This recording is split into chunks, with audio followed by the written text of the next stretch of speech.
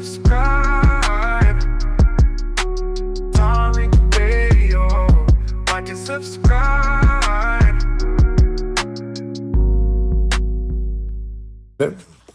First thing I want to talk about, whenever we do debates on social media, on TikTok, Twitter, especially when we're debating the white tea supremacists, you notice the tactic they always try to use. They always try to do the denial of whiteness tactic. If you notice with these guys, nobody's white anymore. Whiteness is treated like a secret society, ladies and gentlemen. It's treated like it's like a hidden little secret domain of members only. It's like Fight Club. You don't talk about Fight Club, and you don't talk about White Club. There's this denial of whiteness, so that's their way of getting out of denying white supremacy. Because when you start talking to people, you talk to them. When you talk to them straight up and down, nobody admits to being white. Like, hey, sir, are you a Caucasian? Well, I'm a Jew. They get into all of this other stuff. And so, hey, you're calling up, sir. What's your nationality? Well, I'm a quarter Cherokee. I'm a little Scottish, a little Welsh, and they get into that stuff. Even people from Europe, they're like, well, I'm not white. I'm Italian. I had a conversation with a guy on Twitter the other day. He said he wasn't white. He was Italian. That's still white. So they get into this denial of whiteness publicly. And I want y'all, don't fall for that con game. That's a con game, guys. The denial of whiteness is a major con game. And another extension of that con game is blaming Jewish. It's the Jews. It's not white supremacy. It's the Jews, and they're not white, and they're running everything. That's another con game, guys. All of that is a con game. All of that is cap. I want y'all to understand something about white supremacy. All right. Whiteness in America is designed and defined by privilege and access, not ancestry debates. See, they get into this game where they start debating about ancestry. And whiteness has always been a political construction. It's not a scientific classification because there's people from Europe who wasn't classified as white. And then they were allowed to be classified. Like the Irish, they were not classified as white at first. The Italians were not classified as white as first. Jewish were not classified as white as first. It was later. So they were amalgamated into whiteness later on.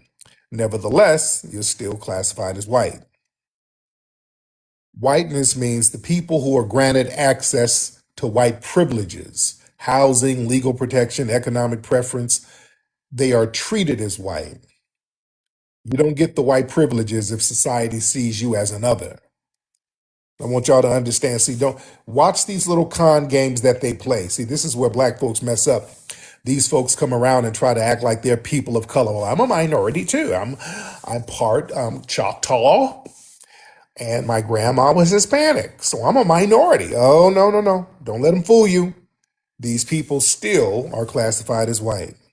Census records, court records, federal law, they classify many of these people, Jewish, Hispanic, they classify them as white. And that classification has given them access to white neighborhoods, certain financial benefits, certain voting rights, certain professional mobility options, all of these things that were denied to non-whites. I want black folks to really not fall for the banana in the tailpipe. See, the white nationalists, because that's who a lot of times we're debating with white nationalists or some white supremacists online. They don't really determine whiteness. State power does. Like the white supremacists, they like to get online. Well, the Jews aren't white, dude. But the American legal system, the federal government, corporate institutions, they absolutely classify them as white. So white nationalists, they try to revise definitions only when it benefits their argument. Excuse me. See, whiteness expands to absorb groups that will assimilate into the dominant society. Like I said, historically, Irish, Italians, Germans, Greeks, Eastern Europeans, many of them were once considered non white, but over time, whiteness expanded to absorb them because they assimilated into the dominant system. All right. Access to white exclusive opportunities proves classification.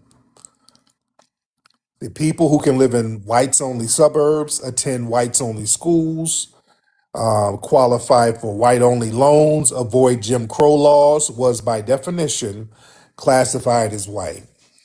And there were a lot of Jewish people and other people who benefited from those privileges for decades. If the police and the courts and the banks treat you as white, then you are socially white.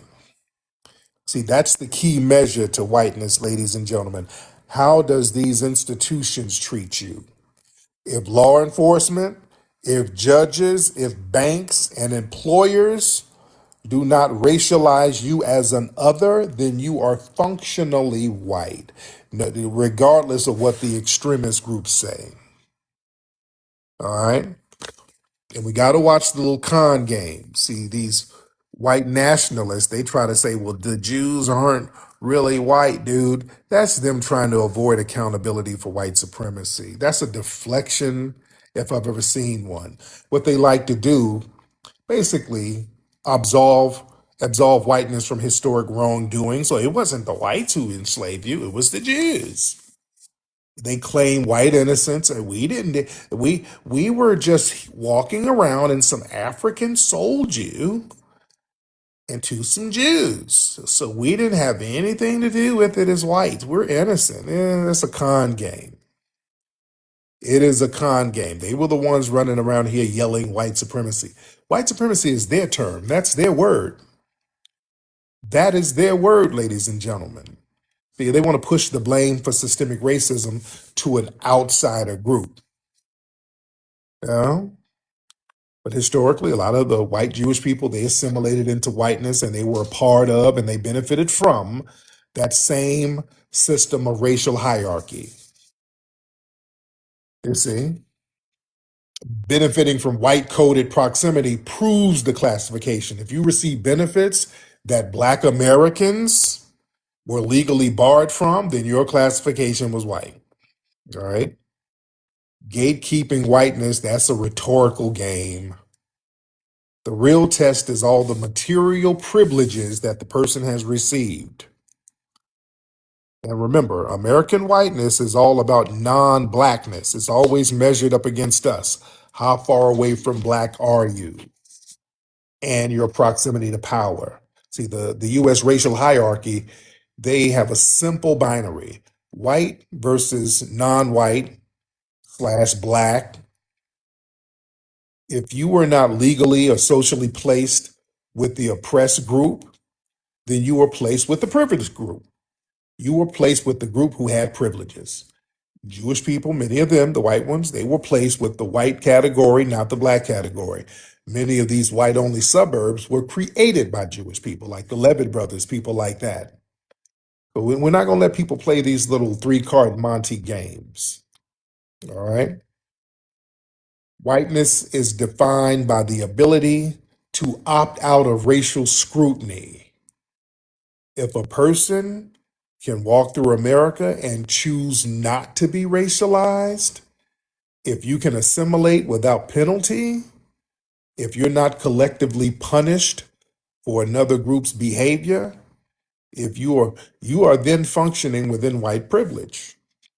So don't let none of these people fool you. They love moving that damn goalpost around, and we don't let people do that. Let me talk to the family. Well, we got a lot of people in here. Y'all share the space, family. What's up, Jasmine? That's a lovely lady right there. Y'all share the space. Who is this? Somebody wants to co-host. Invite. What's your name? Let me see. Invite somebody to co-host. Who am I inviting to co-host? All right. Y'all hop on in here, ladies and gentlemen. Here. Oh, not the Sonic picture. What's going on, man? Doing all that. We're not doing that. All right, we're not doing that. All right, let's get some of the family in here. What's up, Race to a Millie? What's up, Angela Bryant? Y'all raise your hand in the chat if you want to get up, because we ain't gonna be dragging it out tonight. We want to get right to the point and chop it up. All right, y'all raise your hand if you want to get on in here. I see Wade in here. I'm gonna just start inviting random people that I see in the queue. What's up, Wade? Hey, hey, what's going on, Tariq? I mean, I'm not FBA, but I support the FBA cause. Have you noticed that the chick Lily Gladys, like when you look at her video, she literally says she has nothing else but to rage bait Black Americans. Have you seen that? The girl that I, got demonetized for blackface, that woman. yeah, I haven't heard her say that, but yeah, I believe it. Yeah, I believe it. Yeah, she literally says, "Oh, she has nothing else but to to rage bait FBAs on YouTube. Like she literally has nothing else to do besides you know what I'm saying? Yeah, man, that's yeah, and then she got demonetized. But yeah, a lot of these people, that's the thing with these folks, man. They don't really have anything going on. They don't have anything going on. All these people do is just try to antagonize us, harass us, bother us, and they really don't have anything happening. Yeah, Lily Gaddis, this is white supremacist woman, this real pickle nose woman who's a single mother, and she got popping on social media just by yelling the N word. Family, we are foundational Black American family. We are the center of the damn universe. Foundational Black Americans, we are the center of gravity. Everybody has to center us, family. Y'all notice that? Y'all notice that everybody has to center us. The white supremacists, the tethers, corporate America, everything is centered around us.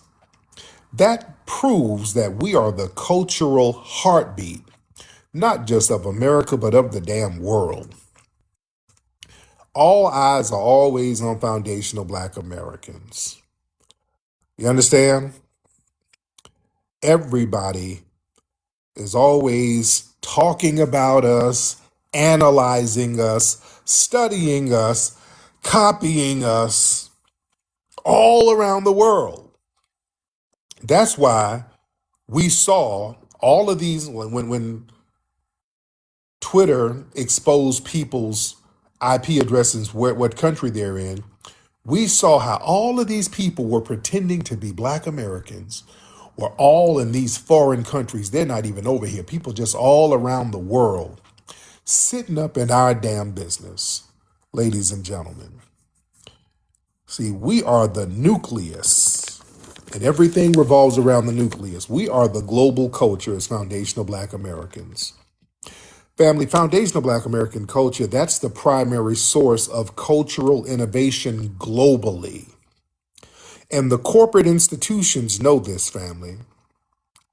That's why every major culture wave in America, music, fashion, slang, style, dance, political expression, it all originates with foundational Black Americans before being adopted by the mainstream. Because foundational Black Americans, we're the innovation engine. And family, I keep telling y'all this, corporations, they invest in entire departments dedicated to tracking all the stuff we do. Y'all see how all of these random people are always following foundational Black Americans in our spaces, ear hustling, pocket watching, listening in. This is a corporate thing too, family. You think it's just randoms? No, no, no.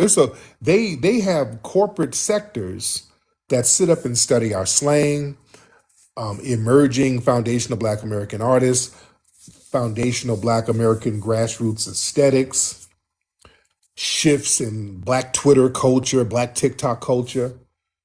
They understand if they can identify a foundational Black American trend early, they can monetize it globally. I'm telling we are studied, family. I really want the family to understand how deep we're studied. Marketing and advertising firms, they basically use cultural insight teams that focuses on foundational Black American micro trends. There's agencies like Wayden and Kennedy, Edelman, and all of these other big corporations that dedicated multicultural divisions that specifically analyze foundational Black American patterns. They have these insight teams. And I had a sister tell me about this as I was on the plane, and this sister was breaking down how she goes around the country and these corporations hire her and other folks to study Black culture online to find out what the trends are going to be. And this woman's she's up in first class sipping champagne, talking about all the money she's making. She's like, these corporations give us a grip. All we do is sit up and watch Black Americans online. That's it, brother. We sit up, that's all we do. Study TikTok, study Instagram. So whatever the trend is, the corporations want to get in front of it so they can monetize it. That's all they do. Their whole department's studying us. They're studying us now. Somebody, whoever, they're studying us now. There's some, right now, with all these people in here, you know they be in our spaces. They be ear hustling. Oh, they be ear hustling. So what they listen, they have the insight teams. They listen for the social media conversations, barbershop trends, foundational Black American fashion shifts, street level vernacular. Their job is basically to predict what's going to become mainstream so that corporations can start adapting their campaigns before the rest of society catches on, family. It's deep. It is very deep. In the entertainment industry, they rely basically on foundational Black American cultural analysis as a marketing forecasting tool. See, Hollywood studios, record labels, streaming platforms, tech companies, they all have analysis studying foundational Black American engagement patterns because we are always the early adopters that signal where entertainment, fashion, style, and culture is going to move. We're in the front of it always. So you know they're gonna look at us. So what they want to know is what are we listening to? So if we're listening to a certain artist, that's who they're gonna start focusing on. What podcast are foundational Black Americans watching? What memes or skits go viral in foundational Black American spaces? What new social media personalities are gaining traction? So they watch. And corporations, they know foundational Black American consumer behavior influence global youth culture. Nike and all. Y'all remember, and I talked about this before, how Nike put out a shirt and we had to get on their bumper about it. One of their shirts looked like the cover of the Hidden Colors movie. Because Hidden Colors, they know what that shit was doing. They know how popular it was because we were outselling everybody. They know how popular it was. So they sat up here and made a shirt that was a damn carbon copy of the Hidden Colors DVD. And they called it Hidden Images. I mean, they didn't even pretend that they weren't stealing. They called the shit Hidden Images. Dude, they weren't even pretending that they didn't steal the shit. So we had to get lawyers on. We got on that bumper about that. Yeah. But yeah, man, we've all listen, this isn't new, by the way. This isn't new. We've always made things hot. We made Timberland boots hot. We made them hot.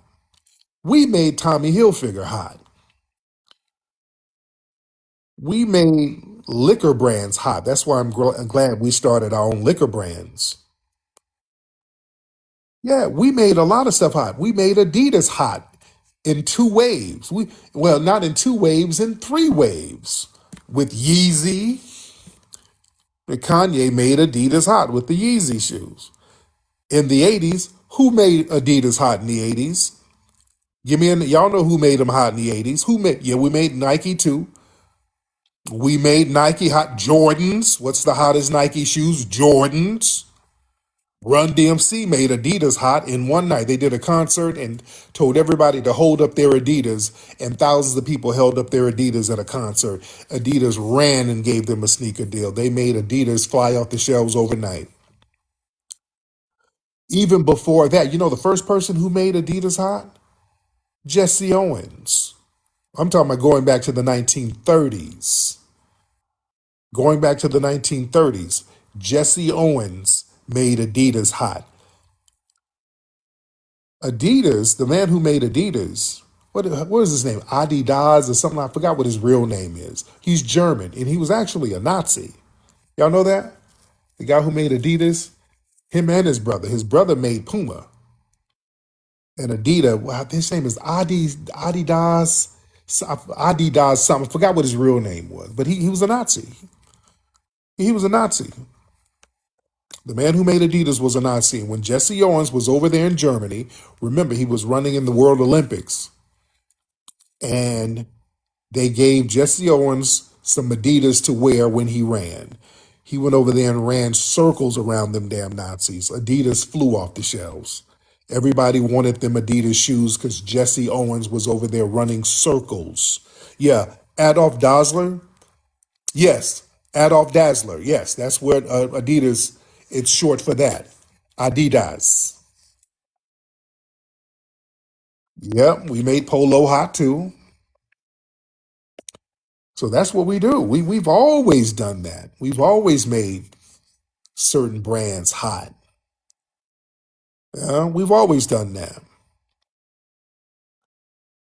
We made cars hot. Like Cadillac. Cadillac was about to go out of stock. Cadillac was about to go bankrupt because of the Great Depression and all that. Cadillac was about to go bankrupt because at that time nobody had no money for no cars. But black folks, some of us did have money. You know, some of us were hurt by the Great Depression, but a lot of us, we still had a little money because the banks were already being discriminatory. So black folks, what do we do with our money? We put our money in the mattress. So when the bank started crashing out, hell, some of our money was still under the mattress. So we're like, yeah, we good. Yeah, we cool. Yeah, we had money in the mattress still while them banks were foreclosing and crashing the hell out. So yeah. So some of us had a little extra money. And somebody said, hey, these black folks want them Cadillacs. And then they started marketing those Cadillacs to black people. And that helped get Cadillac back in the game. Yeah. But yeah, we make stuff hot.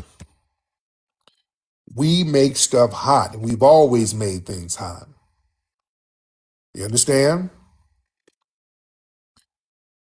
Always. That's why even food products back in the day, but going back, let's go back into Jim Crow. That's why they would have our faces on certain foods because we were the brand of authenticity, even though some of them would mock us, like with Aunt Jemima and Uncle Ben's and all that stuff. But having a black face on food gave it an authentic feel because we were the cooks, we were the chefs. You understand? Yeah, they couldn't cook worth a damn. Yeah, we made fitted hats cool, Nike shoes cool, polo shirts cool. Whatever we say is cool, it's going to be cool, ladies and gentlemen. You better believe we're studied. You understand? And understand social media platforms, they got algorithm teams that study foundational black American digital patterns. Even right here on TikTok, Instagram, YouTube, Twitter, their engineering teams, they examine which foundational black American created content goes viral. Because see, they make money by replicating and boosting and commodifying foundational black American originated trends. So they look at the humor that we do, the jokes we do, the dance trends. I mean, right here on TikTok, we're on TikTok. What does everybody do on TikTok? If you look at TikTok, all people do is act like black people. If you look at TikTok, everybody's on here emulating black people. That's really what they do on TikTok. What else do they do? They're quoting us, they're dancing like us, they're rapping like us, they're doing everybody just basically acts like foundational black Americans, and let's be very specific the type of black people we're talking about. They're acting like us. We are the nucleus, ladies and gentlemen. We are indeed the nucleus. You see? And we need to act like it. All right, let me see who else we got here. Y'all raise those hands. Let's see. Nikki, I'm just going to invite random people. If y'all want to come on, come on. If y'all hit the button by mistake, that's okay. Miss Nikki? Miss Nikki, are you in here, dear? It says I'm a bronze host. What does that mean? It says I'm a bronze host. I don't know what the hell that means. Miss Nikki, you in here? Miss Nikki. I be getting all these different awards from TikTok, and I don't even know what they're for. I just saw something that says I'm a bronze host, and I don't know what that means. Okay, well, let me disconnect. Oh, okay, she wasn't saying nothing. They've done something weird with the layout here. Yeah, they done something weird with the layout. I'm trying to figure out what they did. All right, all right. So let me get some more folks in here. Let's get Jonah something. All right, Jonah, what's up, Jonah? Jonah. Hey, Yeah, what's up, man? what's going on, Kind Jonah? of, kind got in on accident. Okay, you hit the button by mistake. Yeah, All right, man. Going back to sleep, brother. It's all right. appreciate it. All right, brother. All right. Y'all watch that button. It sounded like he was in there snoring, laying on his side with his legs cocked up. All right. It's real uncomfortable. All right, who is this? Black MAGA? What's up, Black MAGA? Mr. Black MAGA, hop on in, please. All right, and then we'll get Terrell. Let's try Black MAGA, then we'll try Terrell. Black MAGA or Terrell in the building. All right. I don't want to sit here pushing buttons all day and y'all ain't getting on here. All right. Let's try. Hold on one second. Let's do this, family. Raise your hand in the chat room. Let's make it, let's make it smooth. Raise your hand in the chat room. Ladies and gentlemen, raise your hand if you want to get on. I'm going to just look and see and hear who wants to get on, and I bring you on. Everything Gucci. All right. Let's see. Who is this? Platinum Podcast. What's that? You know what's good. What's up, Gucci? How are you, brother? I'm alright. What's on your mind, bro? All right, man. Just came in here to join the conversation and see what everybody's talking about. No doubt. No doubt. I'm black, Oh, real cool. black. Okay. So yeah, I'm just coming up here just to check Oh, okay. out. Thank you, brother. He don't want that. What's up, Platinum? How are you, brother? What's good, fam? I'm good, man. What city you in, brother? I'm in Detroit, man. Oh, shout out to the D. Shout out to the Yes, D. sir. Yes, sir. Just That's listening, paying my respects. You know what I mean? Been okay. a big fan for a minute. Long time listener, first time caller. No doubt. Yes, Respect to sir. that. Yes, sir. Absolutely. Yes, indeed. What's happening out there in Detroit right now? Oh shoot, man. It's cold. It's cold, Oh, man. oh, It's so cold, and the D don't even begin to explain it. It's terrible. Terrible oh, out here. I oh. gotta get south somewhere, Okay. My man. man. All right, well, be safe out there, man. Bundle up out there, man. Definitely be safe. Man, Yes, for sure. sir. Appreciate it. Thanks for No, having me no, up. no doubt, brother. Yes, sir. All right, let's get Billboard, Mr. Billboard. Hey, what's good, big bro? How you feeling, man? I'm good, Mr. Billboard. How are you, sir? I'm feeling great, man. I really appreciate you bringing me up. We spoke a couple of times already. Um, I just want to expand on what you was talking about as far as us being a global influence. Yeah. They can't really give us our credit because that'll just shatter the whole image that the white tea people created everything.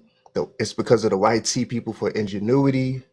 It's because of Right. the white tea people for all these quote unquote great things. So they have to keep us hidden. Yo, yo. So we just shattering that. We're killing it. And thanks for highlighting that. And before I drop, I wanted to send you your your artwork. We had spoke before. I'm the one who does the digital print artwork backed by commodities, precious metals. And you said you wanted me to send one to your museum. So I sent you a message on the DM. I wonder if we could connect. Okay, absolutely. I'll look into that, man. Let's make that happen, definitely. But thank you so much, brother. Yes, indeed. Speaking of the museum, y'all need to come on down to the Hidden History Museum Saturday, December 20th, 7 p.m. for the Hidden History Holiday Humor Fest. We got a lot of great comedians who's going to be there, and we want to see you there. We're going to have complimentary food, the last big event of the year. So let's end the year with a bang. Y'all end it with me, and we're going to be out here having a good time. And y'all get to vibe at the Hidden History Museum, ladies and gentlemen. The Hidden History Museum is 2131 West Jefferson Boulevard in Los Angeles. All right? So it's out here in California, out here in LA. Y'all need to come on through. It is a vibe. All right, Mr. Terrell.